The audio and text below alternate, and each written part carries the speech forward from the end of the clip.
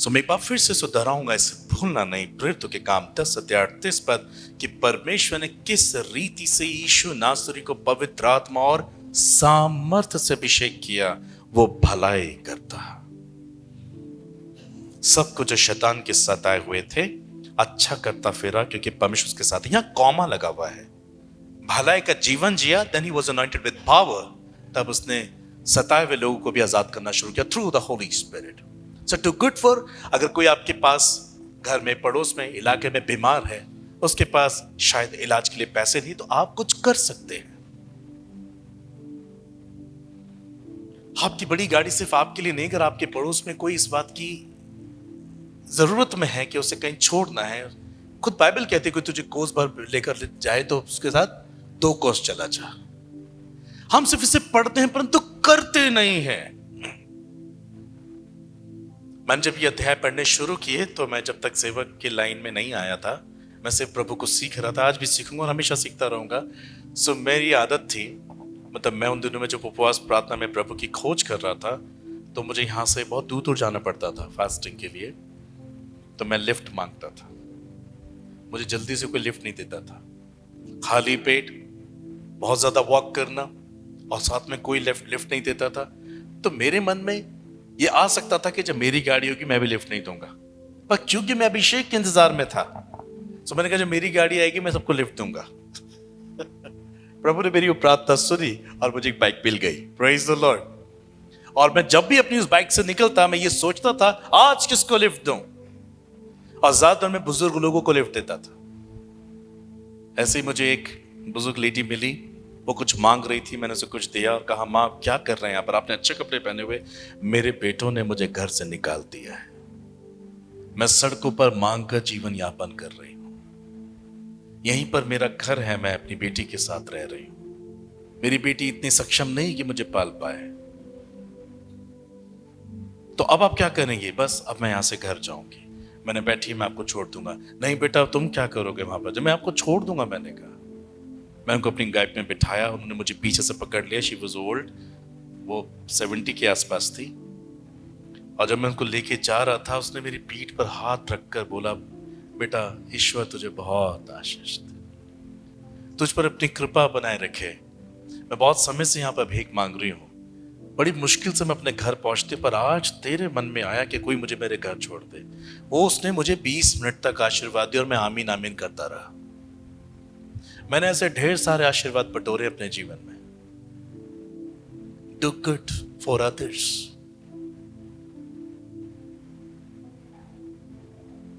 और क्या करेंगे फिर हम? अपनी भलाई का जीवन केवल अपने ही समान विश्वास रखने वालों के साथ ही नहीं, मगर गैरों के साथ भी, अन्य जातियों के साथ भी करो। लॉर्ड्स पावर मिनिस्ट्री में जो कुछ भी आप देते हैं, उसकी सहायता केवल मसीहों तक ही नहीं जाती है, पर अदर फेथ के लोगों को भी जाती है। देखिए परमेश्वर भेदभाव किसी में नहीं करता। यस वी सपोर्ट देम, चाहे वो किसी भी फेथ के हों, but we love them, we pray for them, we do good for them. So anointing will teach you every deep knowledge about God and about the righteousness. यूहन्ना 14:26 में लिखा है, the book of John chapter 14 verse 26, परंतु सहायक अर्थात पवित्र आत्मा जिसे पिता मेरे नाम से भेजेगा, वो तुम्हें सब बातें सिखाएगा और जो कुछ मैंने तुमसे कहा है वो सब तुम्हें स्मरण कराएगा। प्रभु यीशु मसीह ने 3.5 साल में चेलों के साथ किस प्रकार की बातों को किया या कामों को किया? गुड। वो केवल अच्छी और भली बातें थी। मुर्दों को जिलाया, लंगड़ों को चलाया, अंधों को दृष्टि दान दिए, लोगों की जिंदगी में जीवन लेकर आया। सब भले काम वो कर रहा था। दरिद्रों की उसने सहायता की। हालांकि बाइबल में इतना कुछ लिखा नहीं है उनके विषय में, पर बाइबल ऐसा बताती है अगर वो सब एक एक करके वो काम लिखे जाते तो फिर पुस्तकें समा ही नहीं पाती और हम कभी पढ़ नहीं पाते। हमारे उद्धार के लिए जितना जरूरी था उतना बाइबल में दे दिया गया। प्रभु यीशु ने अच्छा जीवन जिया। आप इसी से सीख लो। काना के नगर में प्रभु यीशु मसीह अपने आप को प्रकट करना नहीं चाहते थे। वहां पर एक शादी थी, दाखरस घट गया था। प्रभु की माँ ने आकर कहा कि मैं उसे बताया कि यहाँ पर दाखरस घट गया। वो बचपन से जानती थी यीशु के कारनामों को। वो बहुत कुछ भले काम करते आ रहे थे। इवन अगर आप कुरान पढ़ें, कुरान में एक ही चैप्टर है महिलाओं, मतलब अगर आप स्त्री से रिलेटेड कोई चैप्टर है कुरान में तो सिर्फ मरियम नाम का एक चैप्टर है। मरियम की किताब है पूरी। वहां लिखा है जब यीशु मसीह, वहां तो ऐसा लिखा है, वहां तो बहुत विचित्र बातें लिखी है क्राइस्ट के लिए, कि प्रभु यीशु जब 2 दिन का तो बोलना शुरू कर दिया था। अब ठीक है, वो परमेश्वर का पुत्र हो सकता है। इवन वहां ऐसा लिखा है कि प्रभु यीशु बचपन में जब बच्चों के साथ मिट्टी में खेलते थे तो और बच्चे तो सब मिट्टी के घर बनाते थे, खिलौने। पता है, यीशु मसीह मिट्टी से चिड़िया बनाता था और उनके सामने फूंक मार कर उड़ा देता था। ये कुरान में लिखा है। मतलब supernatural boy, praise the Lord. मतलब ऐसे असंख्य काम मरियम ने देखे थे अपने पुत्र के अंदर, तभी बड़े कॉन्फिडेंस के साथ उसने आके कहा दाखरस घटिया कुछ करो। पर यीशु मसीह क्योंकि अब अनॉइंटेड हो चुका था, अब उसे परमेश्वर के अकॉर्डिंग काम करना था, तो उसने 2 प्रकार से काम किया। उसने ये भी जताया कि वो मेरी संसारिक माता है, मुझे उसके प्रति भी आज्ञाकारी होना है और ईश्वर का काम तो मुझे करना ही होगा। तो वहां पाप नहीं गिना गया। उसने कहा हे नारी, मुझे तुझसे क्या काम, मेरा समय अभी तक नहीं आया। पर उसके बावजूद भी उसने किया ओबे, आज्ञा का पालन। लेकिन उसे आदत थी आज्ञा का पालन करने की, अपने बड़े छोटों का सम्मान, आदर और प्रेम करना। जितने जवान बच्चे यहां जो भी हैं, हम सब किसी भी उम्र में हैं, ऐसा करते हैं।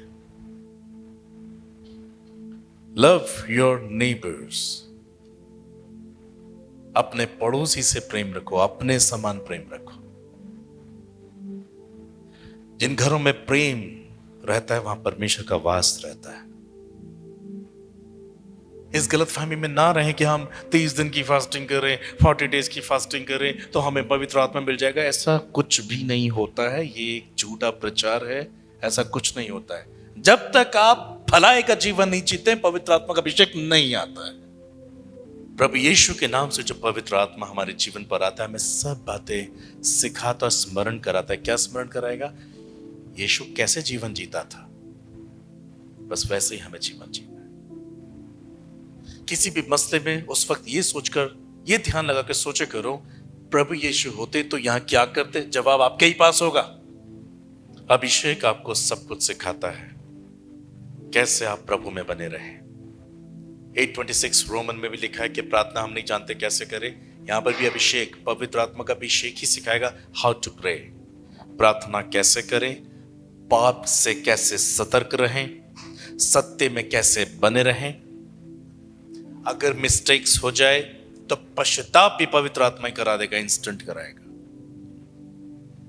इवन पवित्र आत्मा का कार्य सिर्फ हमारे आत्मिक जीवन की ही रचना करना नहीं है, मगर जब वो आपकी जिंदगी में होता है उसका अभिषेक, तो वो आपके भौतिक जीवन को भी संवार देता है। आपके वैवाहिक जीवन में आपको कैसे जीना है, बच्चों का पालन पोषण कैसे करना है, अपने बड़ों छोटों का कैसे आदर करना है, कैसे उनको साथ लेके चलना है। इवन आपके कार्य क्षेत्र में आप बिजनेस करते हो, जॉब करते हो, जो भी करते हो, आपकी अगुवाई करता है। हर क्षेत्र में पवित्र आत्मा फिर आपकी अगुवाई करता है।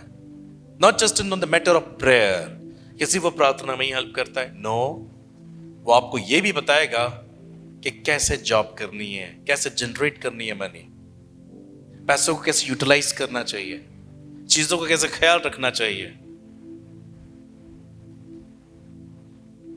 हर चीज में आपकी अगुवाई करेगा। मेरे जीवन में ये परिवर्तन आया। मैं प्रभु के आत्मा से भरने से पहले भी एटीएम जाया करता था। आजकल तो कोई एटीएम नहीं जाता, बहुत कम लोग जाते हैं। सो मैं अपना कैश निकाला और जो रसीद निकलती है, स्लिप निकलती है, बस देखा और फेंक दिया। और भी पढ़े, हमने भी फेंक दिया।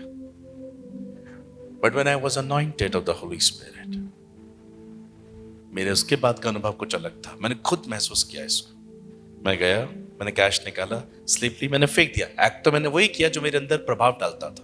मैं बाहर आ गया और अचानक मुझे आवाज आई, अब तुम ऐसा नहीं हो, ना यू आर माई चाइल्ड, तुम्हें ऐसा नहीं करना चाहिए था। मेरी हिम्मत नहीं हुई उसके बाद गाड़ी स्टार्ट करने की। मैं अंदर गया, अपनी पर्ची उठा के डाली, मैं फिर बाहर निकल रहा था। प्रभु ने कहा, क्या तुम स्वार्थी हो? क्या तुम्हें और पर्ची नहीं दिख रही है?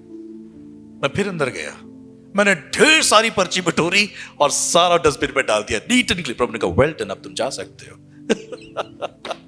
हालेलुया। जब अभिषेक आता है तो इस तरह से ट्रांसफॉर्मेशन आता है। मैं अक्सर अपने प्रेस के कपड़े को निकाला, उसके साथ जो निकाला 2-4 और खराब हो गए, तो वहीं बस जैसे जैसे लगा दिया और निकल गए। But the day I was receive the holy spirit, तो मैंने उस वक्त भी मेरे शरीर ने वही काम किया, मैं निकाला, मैं निकल गया। पवित्र आत्मा ने कहा दैट्स रॉन्ग। जब तुम उसको एक्यूरेट नहीं रख सकते, तुम क्या कलीसिया को एक्यूरेट कर पाओगे? मैं फिर लौट के आया, मैंने सारे कपड़े उठाए, उसको सही से रखा, उसको सिस्टमैटिक की तरह, वेल डन, हालेलुया।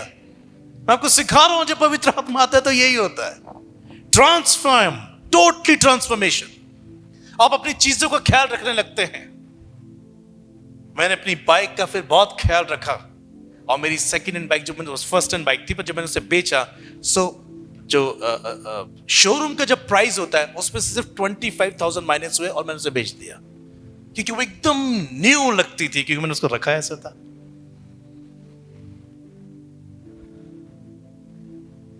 कई लोग जब हमारे घर आते हैं तो कहते हैं, हम एक पास्टर आए थे अपने परिवार के साथ, गए, हम दोनों ऐसा सोच भी नहीं सकते, इतना नीट एंड क्लीन, पंखे अभी तक चमक रहे हैं। ये पवित्र आत्मा का ट्रांसफॉर्मेशन है।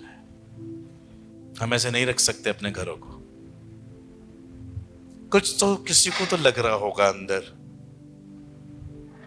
घर साफ नहीं है, बर्तन साफ नहीं है, पंखे साफ नहीं है, परमेश्वर की कलीसिया की क्या सफाई करोगे? ये क्यों होता है? घटी है अभिषेक की, क्योंकि अभिषेक ने तो शिक्षा भी नहीं।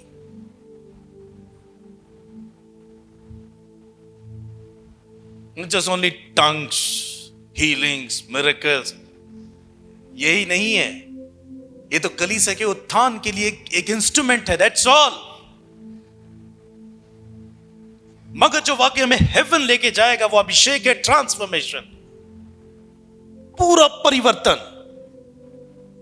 बातचीत करने का तरीका, बातों को समझने का तरीका, निर्णय लेने का तरीका, सब बातों में ईश्वर को प्रसन्न करने का तरीका अभिषेक से आता है। फिर सिस्टमैटिक तरीके से काम होते हैं। पवित्र आत्मा इन सब बातों का मार्गदर्शन करता है।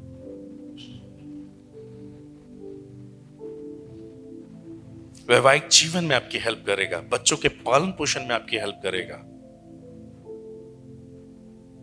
कुल मिलाकर वो आपको धर्मी बना देगा। यूहन्ना 16:8 में साफ साफ लिखा है कि अगर अभिषेक आता है तो कौन सी बातें हमारे जीवन में प्रभावशाली हो जाती है। जॉन 16:8, वो आकर संसार को पाप और धार्मिकता और न्याय के विषय में निरुत्तर कर देगा। अगर किसी के जीवन में अभिषेक है, पवित्र आत्मा का अभिषेक है, तो वो आपको इसी संसार में रहते हुए पाप के प्रति खबरदार कर देगा।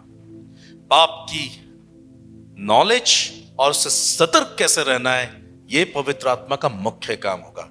एक इंसान को ईश्वर में बनाए रखने का एक मुख्य काम पवित्र आत्मा करता है। How to maintain your righteousness. पाप के प्रति आपको जागरूक कर देगा, धार्मिकता के प्रति आपकी आंखें खोल देगा। I must live Holi and righteous life. मुझे हर वक्त धर्मी जीवन जीना है। इस प्रकार का फोर्स होता है पवित्र आत्मा के द्वारा। और फाइनली न्याय के विषय में आपको तैयार करेगा। एक दिन हम सब अपने अपने वक्त पे सोएंगे और हमारा न्याय होगा।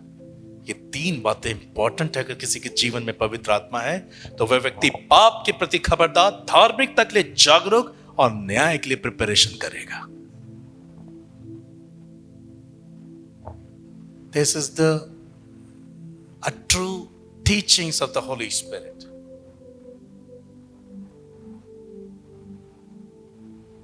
आप खबरदार हो जाओगे, पाप की पहचान कर लोगे, पाप का प्रभाव समझ जाओगे तो आप दूर ही रहोगे। वो आपको धार्मिकता में बनाए रखने के लिए जागरूक करता रहेगा। क्या बोलना है, क्या सुनना है, क्या करना है, क्या नहीं करना है, He will teach you। खुदा को मालूम है कि उनकी संतानें अपने आप से तो वो काम कर ही नहीं सकती जो उन्हें पसंद है, वो जीवन जी ही नहीं सकती जो खुदा को पसंद है। मगर अगर इंसान परमेश्वर को प्रसन्न करने की कोशिश करे तो भला जीवन जिए।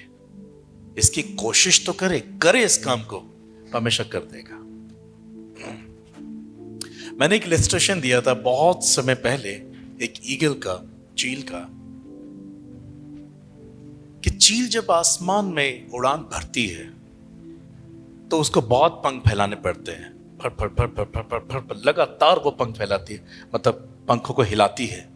और जितना अधिक वो हिलाएगी उससे क्या होगा, उड़ान उतनी ऊंची होगी।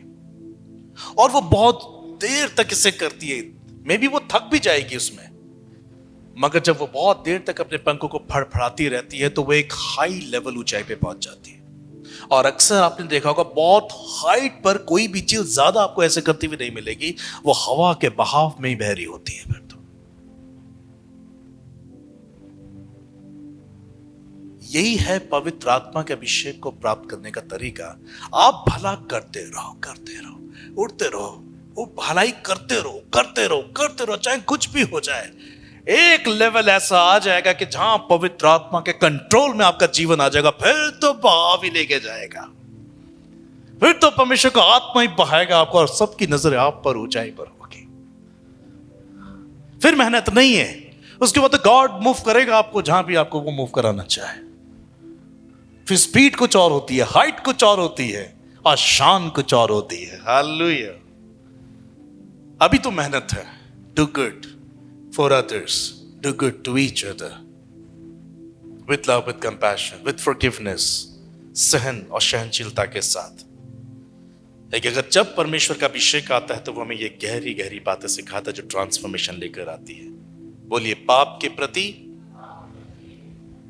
खबरदार हो जाते हैं, धार्मिकता के प्रति जागरूक हो जाते हैं, और न्याय के विषय में हम तैयारी करते हैं, सतर्क रहते कह सकते हैं। मैंने एक दिन यहां पर एक बात कही थी, वो बात मैं रिपीट कर रहा हूं दाऊद के विषय में। अक्सर लोग हमारे जमाने में अभी जो एक नया डिसरप्शन युग चल रहा है, कि जब लोगों से गलतियां होती हैं तो उनको डर ये लगता है कि मुझसे हीलिंग गिफ्ट ना चला जाए,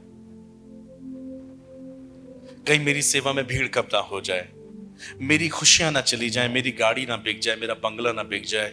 मतलब कुछ भी गुनाह करके इंसान को डर लगता है कि मेरा ये भौतिक जीवन बर्बाद ना हो जाए।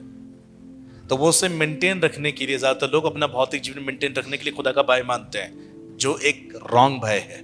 मगर दाऊद एक ऐसा व्यक्ति है कि जब उससे गलती हुई तो उसे किसी खास चीज को खोने का डर महसूस हुआ, और उसने केवल उसी के लिए प्रार्थना की। If you read the book of Psalm, chapter 51, verse 9 to 13, भजन संहिता 51, 9 से 13 में लिखा है, और अपना मुख मेरे पापों की ओर से फेर ले, मेरे सारे अधर्म के कामों को मिटा डाल। हे परमेश्वर, मेरे अंदर शुद्ध मन उत्पन्न कर, और मेरे भीतर स्थिर आत्मा नए सिरे से उत्पन्न कर। आप इसे सुने, मुझे अपने सामने से निकाल ना दे, और अपने पवित्र आत्मा को मुझसे अलग ना कर। अपने किए हुए उद्धार का हर्ष मुझे फिर से दे, उद्धार आत्मा देकर मुझे संभाल। तब मैं अपराधियों को तेरा मार्ग सिखाऊंगा, और पापी तेरी ओर फिरेंगे। जब उससे गुनाह हुआ तो उससे अगर किसी चीज को खोने का डर हुआ तो वो पवित्र आत्मा था, वो उदार आत्मा था, वो शुद्ध आत्मा था। And he prayed for this, मुझसे पवित्र आत्मा अलग मत करना। उसे मालूम है उसके बाद वो कुछ भी नहीं रहेगा। ऐसा लोग करते हैं, उन्हें पवित्र आत्मा की वैल्यू नहीं मालूम, क्योंकि वो अभी तक उससे भरे हुए नहीं है। वो सिर्फ उसके ज्ञान को जानते हैं, पर उसके साथ साक्षात कोई रिश्ता नहीं है उनको मालूम। दाऊद के पास वो अनुभव था कि आत्मा चले जाने के बाद जिंदगी कितनी बेजान और बर्बाद हो जाती है। मुझे माफ कर दो प्रभु, मेरे अंदर शुद्ध मन उत्पन्न कर, अपने आत्मा को मुझसे अलग मत करना। वो इस प्रकार से चीख रहा है, रो रहा है, चिल्ला रहा है। पवित्र आत्मा इंपॉर्टेंट है उसके लिए, अनॉइंटिंग इंपॉर्टेंट है।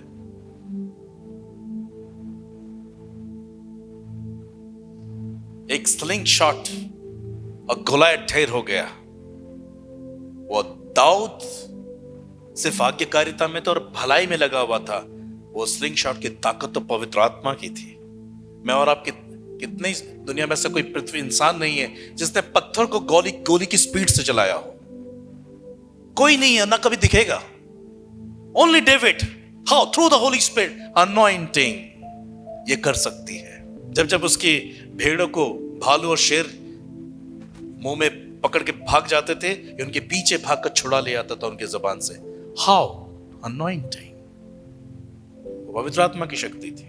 सो अगर हमें हमारे जीवन में किसी चीज को खोने का डर होना चाहिए तो वो पवित्र आत्मा है, क्योंकि उसके बगैर मैं ईश्वर को नहीं जान सकता। उसके बगैर मेरे अंदर कोई परिवर्तन आ नहीं सकता। बगैर पवित्र आत्मा के मैं परमेश्वर के मन के अनुसार प्रार्थना कर नहीं पाऊंगा। बगैर पवित्र आत्मा के मैं ईश्वर के हृदय की छिपी हुई कोई भी इच्छा को नहीं समझ पाऊंगा। मैं परमेश्वर के मार्ग पे नहीं चल पाऊंगा। मैं बाइबल पढ़ूंगा, अपना तो समझ में नहीं आएगी। मैं भलाई का जीवन भी नहीं जी पाऊंगा एक्यूरेट तरीके से। सो आज आप इस बात को सीख कर जाइए, अगर आपके लिए बहुत जरूरी कोई चीज है आसमान के नीचे पृथ्वी के ऊपर, तो वो परमेश्वर का अभिषेक है, पवित्र आत्मा है। And this anointing will teach you everything about God and about the righteousness. आप हम्बल हो जाते हैं, आप दीन हो जाते हैं, आप अहंकारी नहीं रह जाते, ट्रांसफॉर्म हो जाते हैं आप, क्योंकि उसका जो अभिषेक उसकी ओर से हम पर किया गया वो हमें बना रहता है। और इस बात का प्रयोजन नहीं कि कोई हमें सिखाए कि अब बाइबल पढ़ो, प्रार्थना करो। कई बार मुझे ऑनलाइन में कितना कहना पड़ता है, बाइबल पढ़ो, रोज पढ़ो, धीरे धीरे पढ़ो, बार बार पढ़ो। पर अधिकांश लोग नहीं पढ़ते। वो इसलिए नहीं पढ़ते क्योंकि लैक है उनके जीवन में एक अनॉइंटिंग का। And I tell you the truth, अगर इस बात की घटी है तो फिर मरने के लिए भी तैयार रहना, लेकिन फिर कोई बचा नहीं सकता आपको। कोई पास्टर नहीं बचा सकता आपको, कोई बिशप नहीं बचा सकता, किसी की प्रार्थनाएं काम नहीं आएंगी, क्योंकि हर एक व्यक्ति को अपना कर्तव्य खुद निभाना पड़ेगा। अगर आप भूखे हैं, प्यासे हैं, then you will ask in the name of Jesus, then you will have। तभी बाइबल में लिखा है कि ऐसा बताता है, परमेश्वर किसी की इच्छा के विरुद्ध में जाकर उनसे कुछ नहीं पाना चाहता। वो चाहता है वो अपनी मर्जी से विलिंगली उससे मांगे। परमेश्वर ने हमसे प्रेम रखा है, अपना इकलौता पुत्र दे दिया है, ये उसकी इच्छा थी। अब पुत्र को लेना ना लेना ये हमारी इच्छा पे निर्भर है। अभिषेक पानी के समान उतर के आएगा आपके जीवन में, पर लेना ना लेना आपके ऊपर है। बुलाए हुए तो बहुत है शुद्धिकरण में कि पवित्र आत्मा के द्वारा सबको बुला लिया है, मगर उसकी सामर्थ्य से अभिषेक होना वो बहुत डिफरेंट है। ब्रदर गौरव आप आएंगे? देखो अभी शुद्धिकरण में है, पवित्र आत्मा के शुद्धिकरण में प्रभु बोल रहे हैं, चर्च में आ रहे हैं। अब इन पे देख रेख की जाएगी स्वर्ग से कि ये कितना प्रभु के लिए जीना चाहते हैं। डूइंग गुड, भलाई का जीवन देखेंगे, परखेंगे इन्हें। तो अभी भलाई करेंगे, मगर इनसे ये गिरेंगे भी। आप चलते चलते गिरेंगे भी ना, थोड़ा गिरना की एक्टिंग कीजिए, आप गिरेंगे भी, फिर चलेंगे, चल रहे कोशिश तो फिर गिरेंगे आप, तो ये चलता रहेगा। मगर यही एक्ट ये बताएगा कि मुझे वाकई जरूरत है आपकी प्रभु। जैसे कि जब बच्चा चलना सीखता गिरता तो माँ बाप समझ जाते इसको पकड़ना पड़ेगा, ये तब चलेगा। तो अभी ये शुद्धिकरण जिसमें मिस्टेक्स होंगी, मगर यदि आप लगातार चलने की कोशिश करें तो परमेश्वर को पता लग जाएगा ये वाकई में लिए जीना चाहता है। तो अब आप जैसे गिरने की कोशिश करेंगे ब्रदर, तो पवित्र आत्मा यहाँ पकड़ लेगा और नहीं गिरने, आप नहीं गिरने देगा। आप तो सामर्थ आ गई। Hallelujah, praise the Lord. मैं कुछ महसूस कर रहा हूं, आप कर रहे हैं? Thank you brother.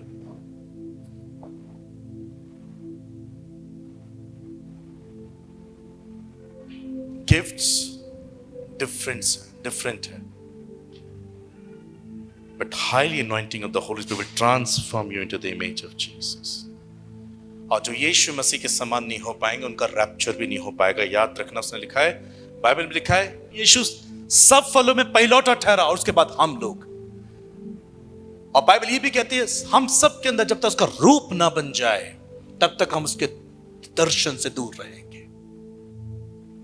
सो बिल्कुल प्रभु यीशु मसीह का नेचर होना हर एक इंसान के अंदर, और इसीलिए पवित्र आत्मा दिया। आप इस बात से उत्तेजित नहीं होते? मैं हुआ था, सोचो इस बात को, ये वही पवित्र आत्मा है जो यीशु के अंदर था।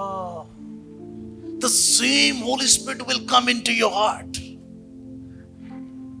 ये वही पवित्र आत्मा जो दाऊद के अंदर था, कोई परिवर्तन नहीं। वही पवित्र आत्मा प्राचीन काल का मेरे अंदर आएगा।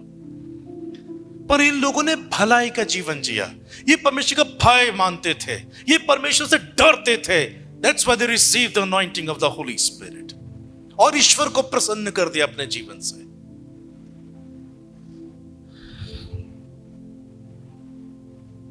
मुझे विश्वास है कि आप इस अभिषेक को समझ पाए हैं।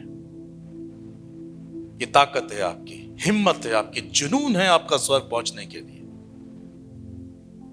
हॉल टिकट है स्वर्ग में एंट्री कराने के लिए। ये नहीं तो एंट्री नहीं। जब स्वर्गारोहण होगा, रैप्चर होगा कलीसिया का, जिसको हम बिल्कुल अब उसमें ही चल रहे हैं हम लोग, तो जब कलीसिया उठाई जाएगी तो ये पवित्र आत्मा ही उठाएगा उससे, और जब हम जाएंगे तो उस दिन पवित्र आत्मा भी चला जाएगा। पवित्र आत्मा का भी उस दिन आखिरी दिन है जिस दिन कलीसिया उठाई जाएगी। यीशु के वक्त 2000 साल पहले पेंतिकुस्त के दिन से लेके अब तक, जब तक कलीसिया उठाई ना जाए तभी तक उसका वक्त दिया गया है। वो हमें तैयार करके निकल जाएगा, खुद भी चला जाएगा। नीचे तो वो लोग रह जाएंगे जिन्होंने समय को तुच्छ जाना था। अपने बल से प्रार्थना करनी पड़ जाएगी, अपनी हिम्मत से ईश्वर को प्रसन्न करने की कोशिश करेंगे, बट बहुत मुश्किल होगा। अभी तो आप एक अच्छे वक्त में हैं। I pray for all of you. Seek your God with all your heart, with diligent heart.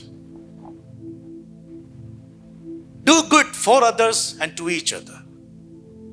तब भी जब लोग आपके साथ बुरा करें, परमेश्वर की नजर है उस हर एक व्यक्ति पर। प्रत्येक मनुष्य पे परमेश्वर की दृष्टि लगी हुई, क्योंकि अपने पुत्र को उसने फिजूल में क्रूस पे मरने नहीं भेजा। हर एक व्यक्ति का हिसाब किताब है उसके पास। आप में से किसी इंडिविजुअल व्यक्ति को नहीं चाहता कि वह नर्क में जाकर सड़ जाए। आप पे नजरें लगी हुई हैं। लिखा वो स्वर्ग से मनुष्य पर दृष्टि करता है। एंड जेनेसिस चैप्टर 5 में लिखा उसने क्या देखा कि हर एक मनुष्य ने अपना चाल चलन बिगाड़ लिया। उसकी दृष्टि हर एक इंसान के चाल चलन पे लगी हुई है। वो देख रहा है। क्या देख रहे हैं आप? क्या सुन रहे हैं आप? अकेले में क्या कर रहे हैं आप? ऑफिस में आपका नेचर कैसा, घर में कैसा है, पत्नी है, पति, बच्चों के साथ आप कैसे? He is watching. वो देख रहा है आपको। और जब वो किसी को देखता है कि वो मेरे लिए जीने का इच्छुक है, प्रतिदिन मेरे लिए प्यासा है और गिर रहा है पर चल रहा है, तो वो अपना हाथ दे ही देगा उसको कि मैं चाहता हूं कि तू अब सिद्ध हो जा। Received my Holy Spirit. Give a big clap to Jesus. Hallelujah. कुछ महसूस हो रहा है? इसलिए मुझे ये गीत मिला था 2011 में। तेरा अभिषेक हो मुझ पर सदा, करूं मैं तेरा काम दिल से। हम दिल से उसके काम को तभी कर पाएंगे जब हम अभिषेक होते हैं। Hallelujah. May God bless His word and may God bless you. Hallelujah. प्रिय मित्रों, यदि आपने प्रभु के दास निखिल उज्जैन के द्वारा दिए गए संदेश व प्रार्थना के माध्यम से अपने जीवन में परमेश्वर के चमत्कार व आशीष पाए हैं, तो हमसे हमारे प्रार्थना भवन पर संपर्क करें। हमारा नंबर है 9997077570। यदि आप हमारे सहभागी बनना चाहते हैं तो आप हमारे दिए गए व्हाट्सएप नंबर के द्वारा हमसे संपर्क करें। हमारा नंबर है 7895251569। यदि आप अपने अनुदानों के द्वारा द लॉर्ड्स पावर मिनिस्ट्री की सहायता करना चाहते हैं तो आप हमारी वेबसाइट पर लॉगिन कर सकते हैं। हमारी वेबसाइट है www.thelordspower.org, जिसके माध्यम से आप हम तक अपनी सहायता सुरक्षित भेज सकते हैं। आप अपने अनुदानों को दिए गए QR और बैंक अकाउंट डिटेल के माध्यम से भी भेज सकते हैं।